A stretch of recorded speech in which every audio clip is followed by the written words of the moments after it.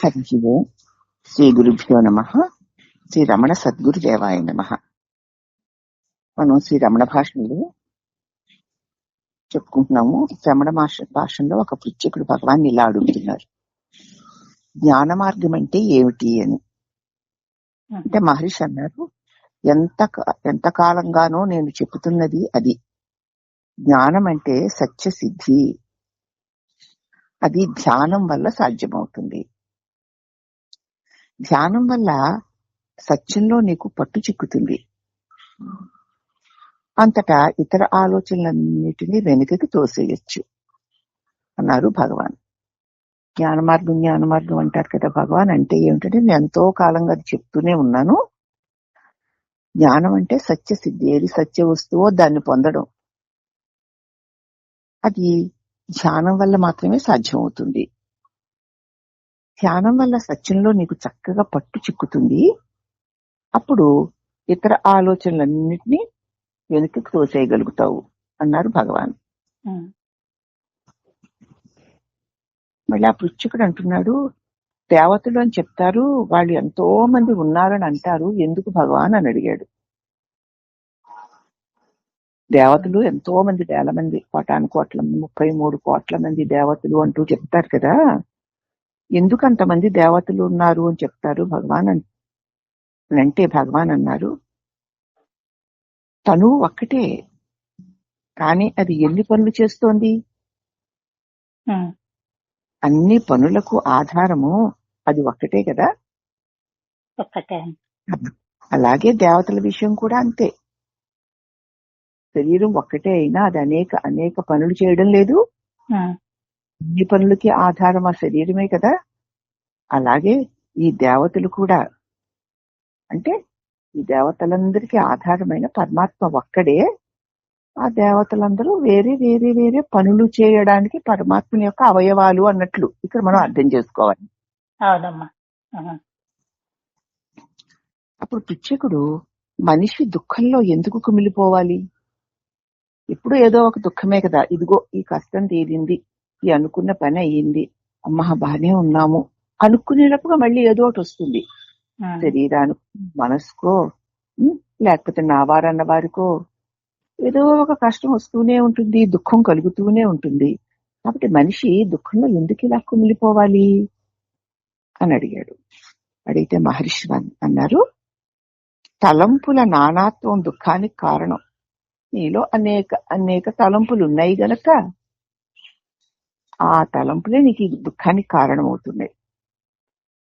తలంపులన్నీ ఏకమై ఒక్కదానిపైననే చింతన నిలిపితే, అన్ని తలంపులను వదిలేసి ఒకే ఒక్క దాని మీద గనక నీ ధ్యాసని నిలిపితే దుఃఖమే లేదు, సుఖం కలుగుతుంది. అప్పుడు నేను చేస్తున్నాను అనేది కూడా ఉండదు, కర్మఫలం మీద దృష్టి కూడా ఉండదు. కాబట్టి నానా రకాల తలంపుల వల్లనే ఎప్పుడు మనిషి దుఃఖంలోకి కూలిపోతున్నాడు. ఆ తలంపులన్నిటినీ ఒకే ఒక్క తలంపుగా ఏకచింతన మీద పెడితే ఇక దుఃఖం ఉండదు, సుఖంగా ఉండగలుగుతావు. అప్పుడు ఇక నేను చేస్తున్నాను అన్నటువంటి దృష్టి ఉండదు, కర్మఫలం మీద ఏ ఆసక్తి కూడా ఉండదు అన్నారు భగవాన్. ఇప్పుడు మనం కర్మ చేస్తూ కర్మఫలం మీద ఆసక్తి కలిగి ఉన్నాం కాబట్టి మనం చేసిన కర్మకి మనం అనుకున్న ఫలితం రాకపోతే దుఃఖం వస్తుంది. అంచేత మనం చేస్తున్న కర్మకి ఫలితాన్ని ఆశించకుండా ఆ కర్మ చేసినప్పుడు పని జరుగుతుంది. ఫలితాన్ని ఆశించవు కాబట్టి అది మంచిగా చెడ్డ అన్న ప్రశ్నే ఉండదు కనుక నువ్వు సుఖంగా ఉండగలుగుతావు. అప్పుడు మళ్ళీ ఆ పిచ్చకుడు, ఇది 372దమ్మా, ఒక పిచ్చకుడు అడుగుతున్నాడు, పులకరింతలు, గాద్గద్యము అంటే మనసు గొంతుకి గాద్గద్యం పొందడము, ఆనంద అశ్రువులు రాలడము, ఇలాంటివే మరెన్నో ఆత్మవిద్యా విలాసం మొదలైన గ్రంథాల్లో వర్ణించారు. మనసు శరీరం అంతా పులకరించడము, మనసు దగ్గరమవ్వడము, ఆనందాశ్రువులు ధారలుగా రాలడము, ఇలాంటివి ఎన్నో ఆత్మవిద్యా విలాసం అన్నటువంటి గ్రంథాల్లో వర్ణించారు. ఇవన్నీ సమాధిలో జరుగుతాయా, అంతకు ముందా, లేకపోతే వెనుకాల? ఇటువంటి అనుభవాలు ఎప్పుడు జరుగుతాయి? శరీరం అంతా పులకరించిపోతూ, మనస్సంతా కూడా గాద్గద్యమైపోతూ, ఆనందాశ్రువులు ధారలుగా రాలిపోతూ ఉండే అనుభవం ఎప్పుడు సమాధి స్థితిలో జరుగుతుందా, లేకపోతే సమాధి స్థితి పొందడానికి ముందు జరుగుతుందా, తర్వాత జరుగుతుందా అని అడిగాడు ఆయన. అప్పుడు మహర్షి అన్నారు, అవన్నీ అత్యంత సూక్ష్మమైన మనోవృత్తుల లక్షణాలు. మనలో సూక్ష్మంగా ఉన్న మనోవృత్తులు అలాగే వ్యక్తమవుతూ ఉంటాయి. ద్వైత భావన లేక అవి అక్కడ కూడా రెండోది వాటిని అనుభవించేవాడు లేకపోతే అవి ఉండవు. ఎంత గొప్పవైనా సరే. సమాధి పూర్ణ శాంతస్థితి, అందులో వీటికి తావే లేదు. సమాధి పూర్ణమైన శాంతస్థితి, అది అనుభవం. దానిలో వీటికి ఇటువంటి పులకరింతలకి, కన్నీళ్ల ధారలు కారడం ఇలాంటి వాటికి సమాధిస్తున్న అవకాశమే లేదు. సమాధిని వదిలిన తర్వాత ఆ అనుభవాన్ని స్మరణలోకి తెచ్చుకుంటే అవన్నీ కలగొచ్చు. సమాధిలో ఉన్నప్పుడు ఇలాంటి ఏది కలగడానికి రెండో వస్తువే లేదు, పూర్ణస్థితి కాబట్టి. అందులోంచి బయటికి వచ్చాక మళ్ళీ వాటిని తలుచుకొని పులకరించుకోవడాలు, ఆహా ఓహో అంటే ఆనంద బాష్పాలు రాల్చాలి లాంటివి జరగచ్చు. భక్తి మార్గంలో ఇవన్నీ సమాధి రాబోవడానికి సూచనలు. భక్తి మార్గంలో వెళ్లే వాళ్ళకి ఇవన్నీ సమాధి స్థితి కలగబోవడానికి ముందు ఇటువంటి సూచనలు ఉంటాయి. భక్తుడు అలా భగవంతుని తలుచుకునేసరికి పులకరించుకోవడం. ఇప్పుడు మనం ఇష్టమైన లీలలన్నీ అలాగా తాదాత్మ్యంగా వింటూ వింటూ చదువుతూ ఉంటే ఒళ్ళంతా పులకరించుకోవడం. అలాగే రథంలో లేకపోతే గోపికలో కృష్ణుడి కోసం ఎదురు చూస్తూ కన్నీరు కారుస్తుంటే మనం కూడా ఆ అనుభూతిని పొందుతూ ఉండడం, అలా జరుగుతూ ఉంటాయి. సమాధి స్థితిలో ఇవన్నీ రాబోయేటువంటి సూచనలు అన్నారు. అంటే మళ్ళీ ఆ పుస్తకం అయితే జ్ఞాన మార్గంలో ఇవి కావాలి అంటే భగవాన్ అంటున్నారు, కావచ్చు, దాని గురించి ఇదమిద్దంగా ఏమీ చెప్పలేం. జ్ఞాన మార్గంలో ఇలాంటివి ఉండవా అని అడిగాడు. అయితే జ్ఞాన మార్గంలో కూడా ఉంటే ఉండొచ్చు, కానీ దాని గురించి ఖచ్చితంగా చెప్పలేం. అది ఆయా వ్యక్తిని బట్టి ఉంటుంది, ఆయా వ్యక్తి యొక్క సూక్ష్మమైన మనోభావాలను బట్టి ఉంటుంది. వ్యక్తిత్వం పూర్తిగా నష్టమయ్యే స్థితిలో అసలు వీటికి చోటే లేదు. నేను అహంకారం పూర్తిగా నశించిపోతే ఇటువంటి వాటికి చోటే ఉండదు. వ్యక్తిత్వము ఘోరంత ఉన్నా సరే ఈ లక్షణాలన్నీ గోచరిస్తాయి. ఇటువంటి లక్షణాలు నీకు గోచరిస్తున్నాయంటే ఇంకా ఇంతో అంతో కదా, ఇసరంతో వ్యక్తిత్వం ఉన్నట్లే. అవి ఉంటేనే లక్షణాలు గోచరిస్తాయి. మాణిక్యవాచరాది యతులు వీటిని వర్ణించారు. అనుకోకుండా ఆపరాని ఎట్లా అశ్రువులు ధారలుగా రాలి వస్తున్నాయి అన్నారు వారు. ఏమీ అనుకోలేదు, ఆపలేకుండా ధారలుగా అశ్రువులు రాలిపోతున్నాయి అన్నారు. అశ్రుపాతము వారు ఎరిగే ఉన్నారు. అలా కన్నీటి ధారలు రాలిపోవడం వాళ్ళు ఎరిగే ఉన్నారు, కానీ వాళ్ళు దాన్ని ఆపలేకపోతున్నారు. విరూపాక్ష గుహలో ఉండగా నాకు కూడా అలాంటి అనుభవం కలిగింది. తెలియకుండానే అలా కంటి వెంట ఆ ధారలు కారిపోతూ ఉన్నాయి. అది కారిపోతున్నాయని తెలుసు, కానీ దాన్ని ఆపలేకపోయేటువంటి స్థితి కలుగుతూ ఉంటుంది. నాకు కూడా ఒకసారి విరూపాక్ష గుహలో అలాగే జరిగింది అన్నారు భగవాన్. అప్పుడు ఆ పృచ్ఛకుడు నిద్రావస్థని ఆనంద స్థితి అన్నారు కదా భగవాన్, కానీ దాన్ని స్మరిస్తే పులకరింతలు రావడం లేదేమిటి? సమాధి స్థితిని తలపోస్తే అవి ఎందుకు వస్తాయి? సమాధి స్థితిలోని శాంతి అనుభవాన్ని అనుభవించి వెలుపలికి వచ్చిన తరువాత దాన్ని తలుచుకొని పులకరిస్తూ ఉంటావు, కన్నీటి ధారలు కారుతూ ఉంటాయి అన్నారు కదా. మరి నిద్ర కూడా ఆనంద స్థితే కదా. ఇప్పుడు నిద్రానుభవాన్ని మళ్ళీ నేను గుర్తు చేసుకుంటే నాకెందుకు అలాంటి పులకరింతలు రావడం లేదు అని అడిగాడు ఆయన. అప్పుడు మహర్షుల వారు అంటున్నారు, సమాధి అంటే జాగ్రత్త సుషుప్తి, మెలకువతో కూడిన నిద్ర. ఆనందము వ్యక్తిని అవశం చేసేసేది. ఆనందం అంటే వ్యక్తినిగా తన వశంలో పెట్టేసుకుంటుంది. అయితే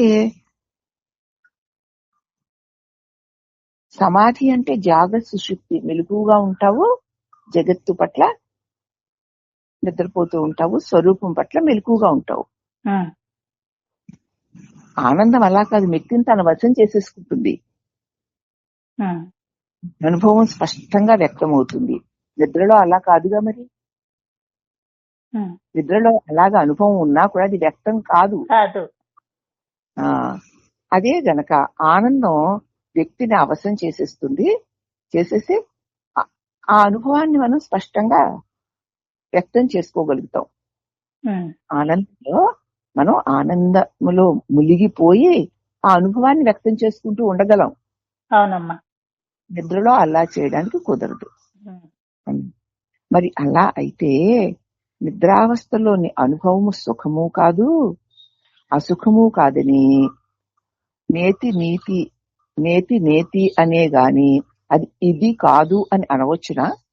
మరి నిద్ర అనుభవం ఆ సుఖమే నీ స్వరూపము అంటున్నారు కదా. అయితే ఆ అనుభవం సుఖం కాదు, అలా దుఃఖము లేదు, కాబట్టి దాన్ని కూడా కాదు, ఇది కాదు ఇది కాదు అని దాన్ని తిరస్కరించవచ్చునా అన్నాడు. మహర్షి అన్నారు, కానీ దాని సంస్కృతి ఇది కదా. నేను సుఖంగా నిద్రించాను అంటాడు మానవుడు. నిద్రలో ఆనంద అనుభూతి ఉండి తీరాలి. కాబట్టి నిద్ర అవస్థలోని అనుభవం సుఖము కాదు, దుఃఖము కాదు. ఎందుకంటే అక్కడ మనకు ఆ అనుభవపు ఎరుక లేదు కదా. అందుచేత అన్నాక దుఃఖం కూడా లేదు. అంటే అది కూడా కాదు కాదు అని అనవచ్చునా అన్నాడు ఆయన. అంటే కానీ మరి దాని సంస్కృతి, దాని ఉనికే ఆ నిద్ర అనుభవమే ఆనందం. ఇది నిద్ర అనేది. కాబట్టి నేను సుఖంగా నిద్రించాను అంటాడు కదా మానవుడు. ఈ నిద్రలో ఆనందానుభవం ఉన్నది కదా, మరి లేదని ఎలా అంటాం? భగవాన్ అప్పుడు ఆ పిచ్చికుడు అన్నాడు, అప్పటికి ఆనందం అంటే దుఃఖం లేకపోవడమే నిద్రలో, అంతేగాని ప్రత్యక్షంగా కాదు అని నాకు అనిపిస్తోంది అన్నాడు. నిద్ర సుఖమేనండి, కాదనడం లేదు. అంటే అదే ప్రత్యక్షమైన నా నిజస్వరూపము అని నేను చెప్పలేకపోతున్నాను. ఎందుకంటే నిద్రలో ఆనందం అని అంటుంటే అక్కడ దుఃఖం లేదు అంతే. అంతేకాని అది ప్రత్యక్షంగా నా స్వానుభవంగా అదే నేను అని అనలేమేమో అన్నాడు అతను. అప్పటికి ఆనందం అంటే నిద్రలో ఉన్నటువంటి ఆనంద అనుభవం. నిద్రలో నువ్వు ఉన్నావు కదా, ఆ సుఖముగా నిద్రించాను అన్న అనుభవం కూడా ఉంది కదా. దాన్ని మరి నా నిజస్థితి అని అనవచ్చునా? అలా అనడానికి కుదరదు. అంటే అక్కడ నాకు మరి ప్రత్యక్షంగా తెలుసుకుంటూ అనుభవించలేకపోతున్నాను కదా అని అతను అన్నాడు. అవునమ్మా. భగవాన్ అన్నారు, అలా అని చెప్పలేము. దానిలో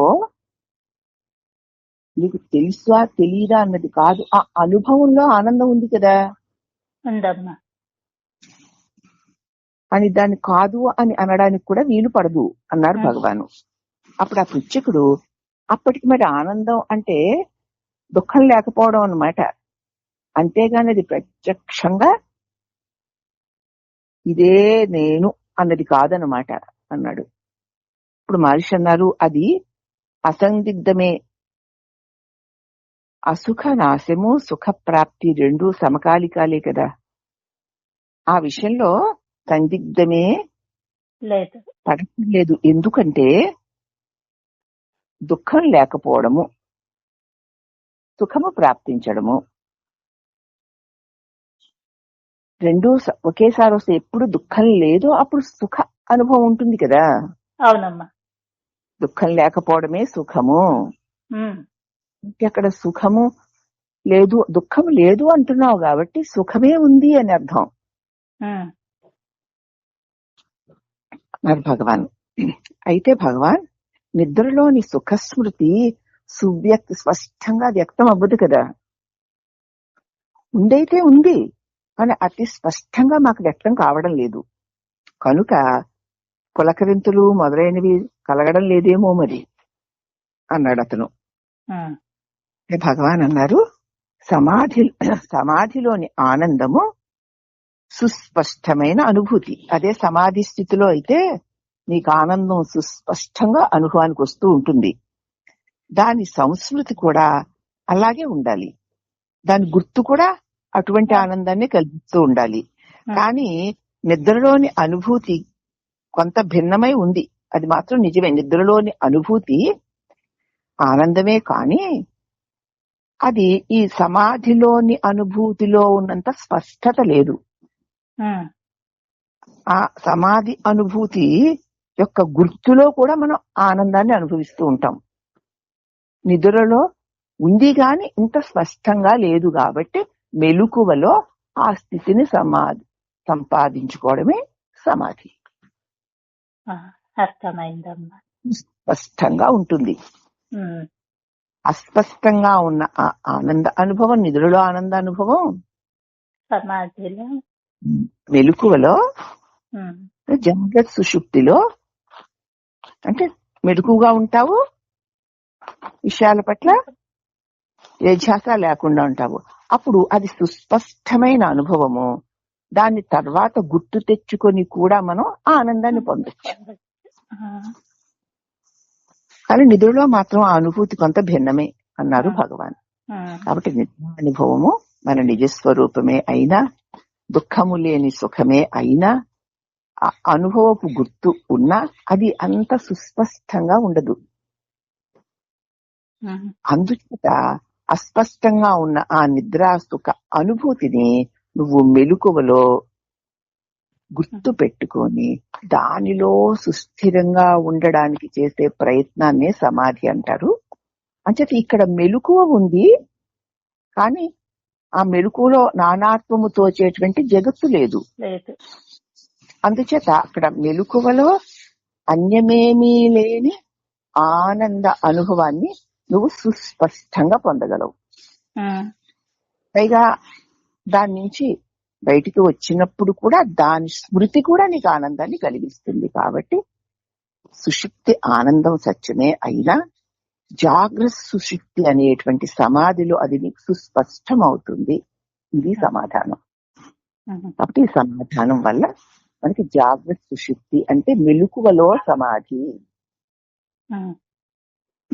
నీకు మెలకువలో సుషుప్తిని నువ్వు అవలంబించడానికి సుషుప్తిలోని నీ అస్పష్టముగా ఉన్న సుఖ అనుభూతిని గుర్తు తెచ్చుకొని దాన్ని గట్టిగా పట్టుకొని ఉండు.